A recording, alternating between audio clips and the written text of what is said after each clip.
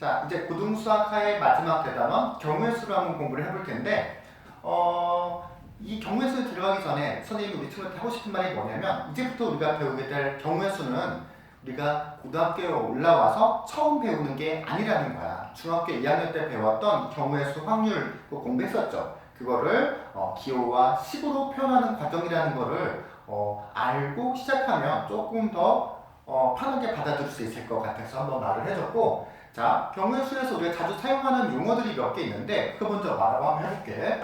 첫 번째 용어에 대해서 한번 얘기를 해보자. 이쪽을 공부하다 보면 크게 세 가지 단어가 등장을 하는데, 첫 번째는 시행, 그 다음에 사건, 세 번째는 이 세 가지 단어가 자주 등장을 해서 정확한 뜻을 한번 알아보고 넘어갈 거야. 시행이라는 건 뭐냐면 예를 들어볼게. 자, 주사위를 던져가지고 3의 배수 딱 나오는 가지수를 우리가 구하라고 한다면, 시행이라는 건 뭐냐면 이 주사위를 던지는 행위를 우리가 시행이라고 하는 거야. 행위. 영어로 하면 액션 정도 되겠죠? 액션.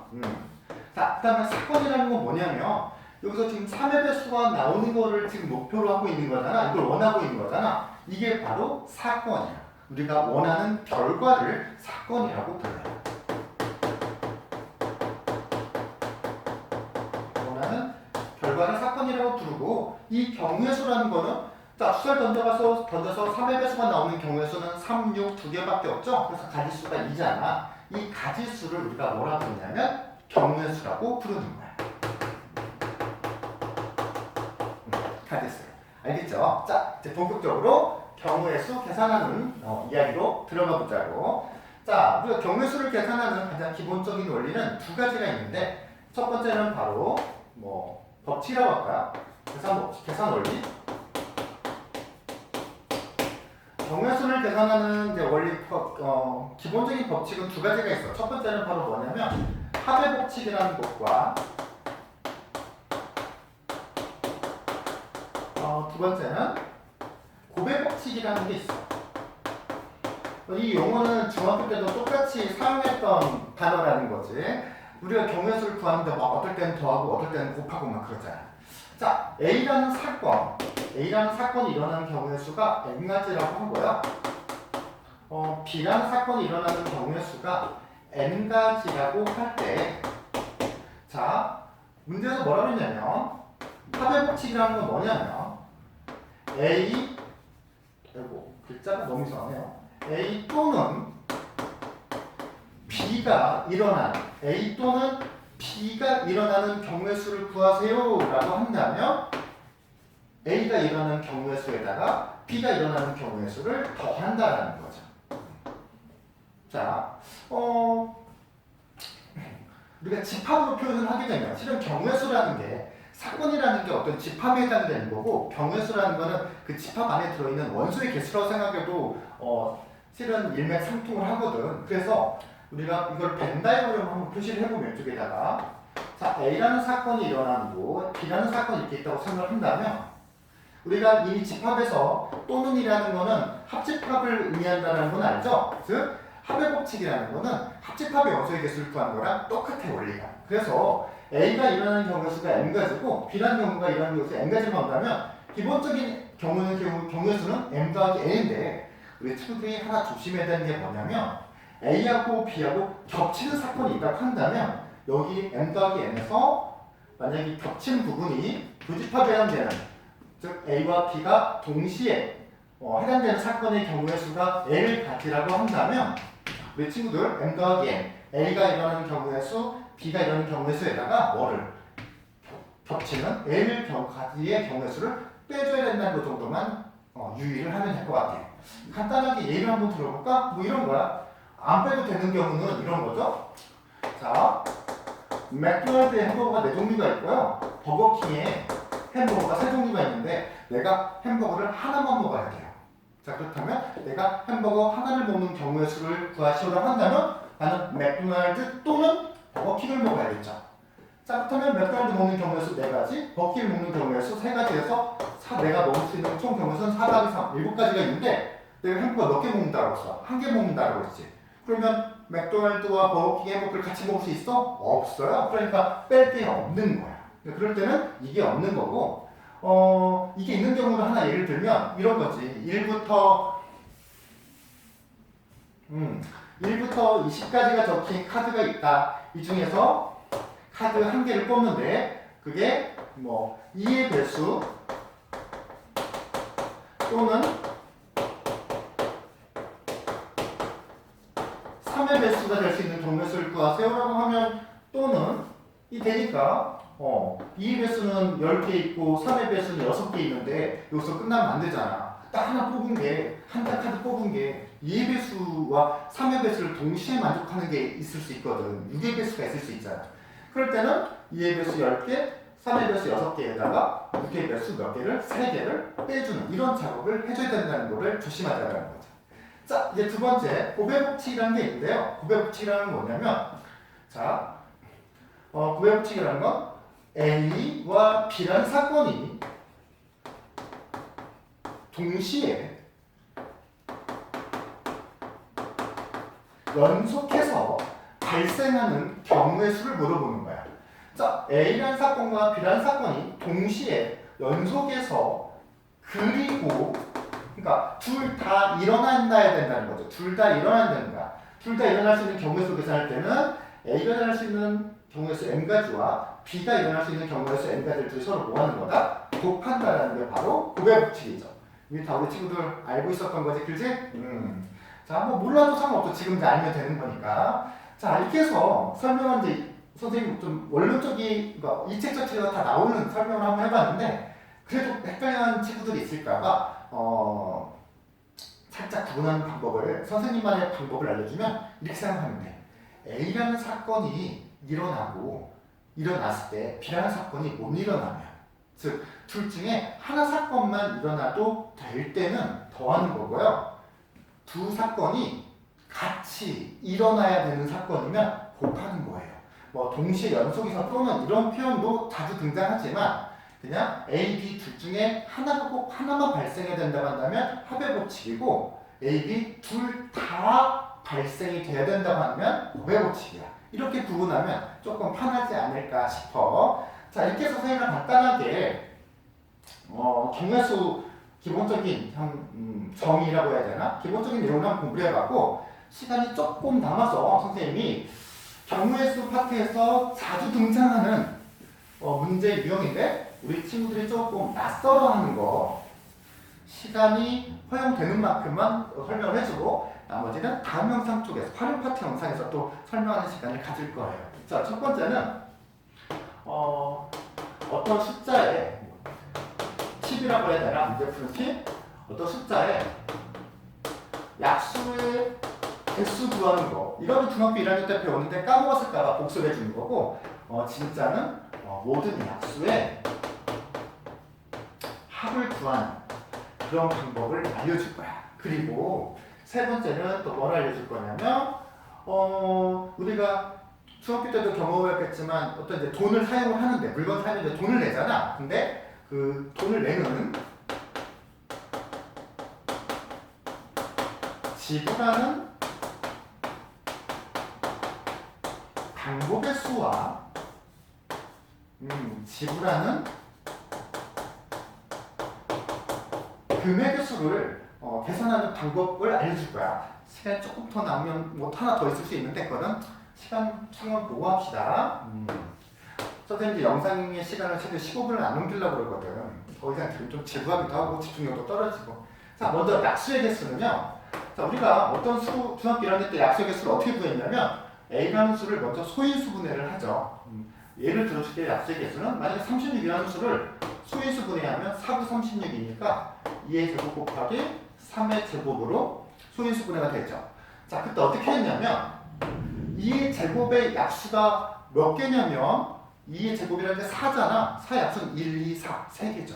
그러니까 2의 제곱의 약수는 1, 2, 4가 되는 거고요. 그 다음에 3의 제곱의 약수는 9니까 1, 3, 9잖아. 1, 3, 3의 제곱이 바로 3의 제곱의 약수인데 이거 표 기억이 나야 되는데 2의 제곱의 약수 중에서 하나와 3의 제곱의 약수 중에 하나를 서로 이렇게 곱하면 이 곱해서 적히는 숫자들 역시 다 전체 36개의 약수였던 거 기억나지, 그렇지? 그래서 우리가 이걸 다 일일이 구하지 않더라도 이게 매트릭스잖아, 그렇지? 그래서 가로가 몇 칸이고 세 칸이고 세로가 세 칸이니까 총 약수의 개수는 모두 몇 개다? 9개다라고 우리가 중학기를 했거든. 그래서 결론부터 말을 하면 약수의 개수는 어떻게 하는 거냐면 먼저 그 수를 뭐 해라? 소인수 분해를 해라는 거죠. 소인수 분해를 하게 되면 만약에 A라는 숫자를 소인수 분해해봤더니 얘가 A의 m제곱 곱하기 B의 n제곱이라고 한다면 약수의 개수는 그렇죠. A의 m제곱의 약수의 개수는 m 플러스 1개야. 왜? 1부터 시작해야 되니까 1, A, A의 제곱, A의 세제곱 플러스 A m제곱까지일 테니까 그래서 약수의 개수는 그 소인수 분해한 다음에 지수에다가 1씩 더해서 곱하면 약수의 개수가 나오는 거죠. 자, 여기까지는 다들 잘 기억할 거라고 생각하고요. 약수의 합은 한 번도 우리 친구들이 안 해봤을 가능성이 있거든. 그래서 약수의 합 한번 설명을 해줄 거야. 아까 이것도 잠깐 예를 들어서 자, 36 같은 경우는 아까 소인수분해하면 이렇게 됐었죠. 그죠? 약수가 모두 몇 개였어? 3 곱하기 3에서 9개였잖아. 자, 근데 이걸 어떻게 약수의 합을 구하냐면 먼저 2의 제곱에 약수들 다 더해. 1, 2, 2의 제곱. 그 다음에 3의 제곱의 약수들을 다 더해. 이렇게. 이게 눈치챈 친구들도 있을지 모르겠지만 그런 다음에 서로 뭐한다? 곱한다. 곱하면 이게 전기가 될 거 아니야? 전기가 될 때마다 다 뭐가 나오냐면 36의 약수들이 만들어지는 거야. 여기 있는 숫자들이 나오게 되거든. 나오면서 자연스럽게 다 뭐하게 돼? 더해지게 되죠? 이게 바로 모든 약수의 합을 구하는 거야. 그래서 얘를 일반화시키면 자, 일반적인 학교 시험 문제 정도 레벨에서 나오진 않겠지만 나중에 또 이걸 한번 또 보게 될 때가 올 거예요. 수열이라는 걸 공부하면서.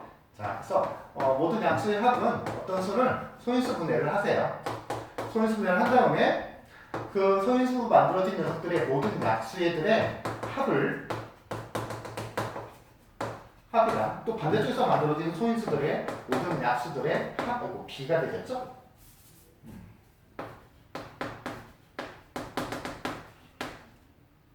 n제곱 합을 둘 서로 뭐 해주면 곱해주면 모든 약수에 뭐가 나온다? 합이 나온다라는 거 기억해주고 자 이제 이것보다는 훨씬 더 자주 등장하는 돈을 지불하는 방법의 수와 금액의 수를 한번 계산하는 방법을 알려줄 거야. 자 만약에 10원짜리가 3개가 있고요. 그 다음에 50원짜리가 1개, 100원짜리가 3개가 있다 쳐봐. 이걸로 만들 수 있는 방법의 수와 지불할 수 있는 방법의 수와 금액의 수를 한번 계산을 해볼 텐데 자, 방법의 수는 두 차이는 이거야. 숫자를 좀 조절해 볼까요? 뭐 이렇게 여기가 만약에 6개 있다고 한다면 자, 방법의 수에서는 10원짜리를 5개를 지불해서 만드는 50원이랑 50원짜리 하나를 내는 게 서로 다른 거야. 방법이. 지불하는 방법이 다른 거죠. 10원짜리 5개 내는 거랑 50원짜리 하나 내는 거야. 근데 금액의 수를 계산할 때는 10원짜리 5개를 쓰는 거랑 50원짜리 1개를 쓰는 거랑 똑같다라는 거. 이런 차이가 있어. 자, 그래서 첫 번째. 먼저 지불할 수 있는 방법의 수는 그냥 10원짜리를 지불할 수 있는 방법의 수가 몇 개예요? 10원짜리 6개 있으니까 7개죠. 안 쓰거나 10원짜리를 안 쓰거나 10원짜리를 1개 쓰거나 2개 쓰거나 3개 쓰거나 이런 식으로 6개가 있을 수가 있으니까 10원짜리를 사용하는 방법의 가지수가 7가지예요. 엄밀하게 말하면 6 더하기 1가지인 거죠. 이 1가지는 안 쓰는 것까지 생각했다는 거야. 그리고 50원짜리를 쓰는 경우에서는 안 쓰거나 하나 쓰거나 그리고 100원짜리를 쓸 수 있는 경우에서는 100원짜리 3개니까 쓸 수 있는 경우에서는 모두보다 4가지다. 안 쓰거나 하나 쓰거나 2개 쓰거나 3개 쓰거나 이런 식으로. 이렇게 방법의 수는 동전이 몇 개 있든 간에 그냥 동전의 개수에다 하나씩 더해가지고 곱한 다음 빼기 1. 문제에서 지불하지 않는 거. 하나도 안 쓰면 지불하는 게 아니잖아. 그래서 하나도 안 쓰면 지불하는 경우에서 한 가지를 이제 빼주면 방법의 수가 나오는데 문제는 뭐가 문제냐면 금액의 수가 문제야. 자, 금액의 수. 이걸 신중하게 잘해야 되는데 물론 금액의 수는 노가다로 하나씩 해도 된다. 10원 만들 수 있고 20원 만들 수 있고 60원까지 만들 수 있네. 나 이거랑 두 개 쓰면 70원, 80원, 90원, 100원, 110원 하나도 해도 돼요. 이것도 나쁜 방법이 아니야. 심지어는 어떤 책에서는 이런 방법을 권하기도 해. 근데 이제 선생님은 조금 쉽게 할 수 있는 방법을 알려주려고 그러는 거거든. 자, 뭐냐면 자, 먼저 작은 화폐부터 작은 돈의 단위부터 보는 거예요. 10원짜리 6개를 갖고 있으면 50원짜리를 만들 수 있어요? 없어요? 있죠. 즉 작은 돈의 단위로 큰 돈의 단위를 만들 수 있으면 큰 돈을 작은 돈으로 바꿔야 됩니다. 즉 바꿔주면 어떻게 돼요? 10원짜리가 모두 몇 개가 있는 걸로 10원짜리 5개로 바꾸면 10원짜리가 11개 있는 걸로 바뀌게 되겠죠. 그 다음에 100원짜리는 몇 개예요? 3개죠. 자, 그런 다음에 또 보는 거예요. 작은 단위 10원짜리 여러 개 있으면 100원짜리 만들 수 있어요? 없어요? 있어요. 그러면 역시 또 큰 단위를 작은 단위로 바꿔줍니다. 100원짜리가 10원짜리로 바꾸려면 300원 있으면 30개겠네요? 그럼 10원짜리가 모두 몇 개 있어? 총 41개가 있겠네. 자, 10원짜리 41개로 만들 수 있는 금액의 수는 10원, 20원, 40원, 어디까지? 410원까지니까 모두 몇 개가? 41개가 되겠다. 이런 식으로. 즉, 금액의 수를 계산할 때는 작은 돈의 단위를 합쳐서 그 다음 단위, 돈의 단위를 만들 수 있으면 그 다음 단위에 있는 돈을 작은 단위의 화폐로 바꿔주는 거야. 안 되면 그냥 안 바꿔주는 거고.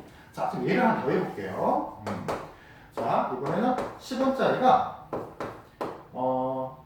4개가 있어요. 그리고 50원짜리가 2개가 있고, 그 다음에 100원짜리가 1개가 있어요. 이걸로 만들 수 있는 금액의 수를 계산해 볼 건데, 자, 10원짜리를 합쳐서 50원을 만들 수 있어요? 없어요? 없어요. 그럼 그냥 두세요. 자, 50원짜리를 2개를 갖고 100원짜리 만들 수 있어요? 없어요? 있어요. 그렇다면 어떻게? 100원짜리를 뭐로 바꿔라? 50원짜리로 바꿔라. 그렇다면 10원짜리가 모두 4개에다가 100원짜리가 모두 몇 개? 아이고, 100원짜리 없어졌죠? 50원짜리 바꿨으니까 50원짜리가 모두 몇 개? 4개가 되겠죠. 자, 그렇다면 이제 10원짜리 4개, 50원짜리 4개로 만들 수 있는 금액의 수는 지불할 수 있는 방법에서는 똑같이 계산하면 된다는 거야. 동전의 개수에다가 하나씩 더한 다음 곱하고 하나도 안 쓰는 경우의 수 한 가지를 빼주게 되면 손쉽게 금액의 수를 구할 수 있다는 거죠.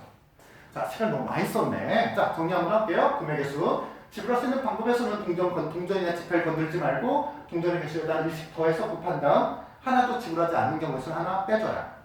자, 금액의 수는 작은 화폐의 단위를 가지고 그 다음 화폐의 단위를 만들 수 있으면 그 화폐, 큰 단위와 화폐를 작은 단위로 바꿔주고요. 바꿀 수 없다면 그냥 냅둬라. 쭉 한 다음에 더 이상 손댈 수 없는 수준까지 동전을 바꾼 다음 그 다음에 동전의 개수에다가 1씩 더해서 곱한 다음에 1을 빼주면 됩니다. 자, 이렇게까지 해서 선생님이 경우의 수 간단한 개념이랑 시험 잘 나온 유형 설명해 줬어요. 다음 시간에 더 자세한 유형으로 만나봅시다.